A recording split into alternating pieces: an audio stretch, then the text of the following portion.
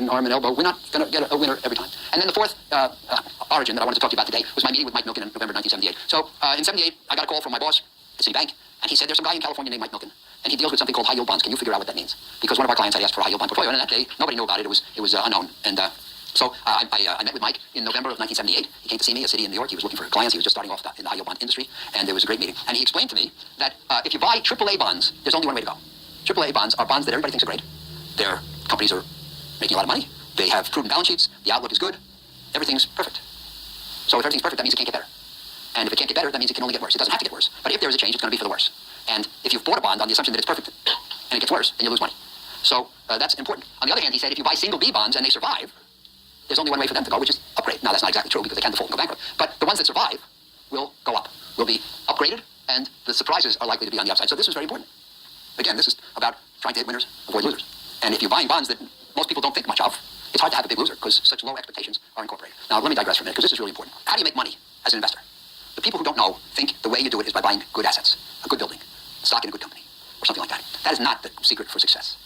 The secret for success in investing is buying things for less than they're worth. So if you buy a high-quality asset, you know, and I say in the book, there's a guy on the radio. I used to, when I lived in LA, I listened to NPR on the way to work. And there was a guy and I heard him say it. He said, well, if you go into a store and you like the product, buy the stock. This couldn't be more wrong. Because what determines the success of an investor is not what he buys, but what he pays for it. And if you buy a high-quality asset, but you overpay for it, you're in big trouble. You can buy a very low-quality asset, but if you pay less than it's worth, is buying things for less than they're worth. So if you buy a high-quality asset, you know, and I say in the book, there's a guy on the radio. I used to, when I lived in LA, I listened to NPR on the way to work. And there was a guy and I heard him say it. He said, well, if you go into a store and you like the product, buy the stock. This couldn't be more wrong.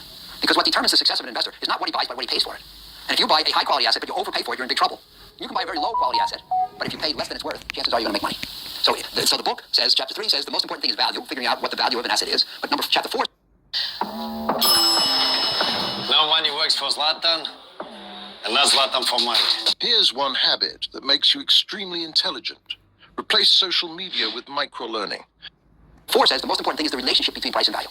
So let's assume that you're able to figure out the value. If you pay more than that, you're in trouble. If you get it for less, the wind is at your back. So it was very, very important then to be in an area where the surprises were likely to be on the upside. And if you buy the bonds of B-rated companies, about which there are such low expectations, maybe it's easy for there to be a favorable surprise.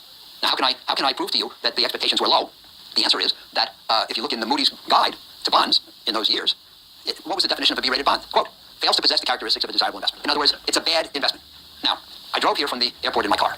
And if I take you outside to look at my car and I offer it to you for sale, because I don't need that car anymore when I'm done here, I'm not coming back. If I say to you, would you like to buy my car? What is the one question you must ask me before saying yes or no? Price. You get an A.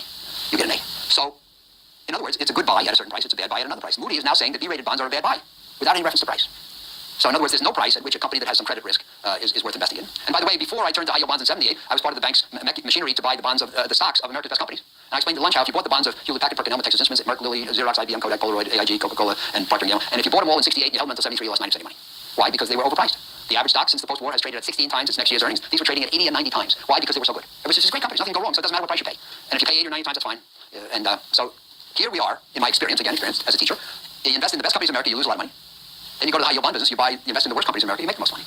So it's an instructive lesson if you have your eyes open and you learn from experience, which I did. But the key words were, and they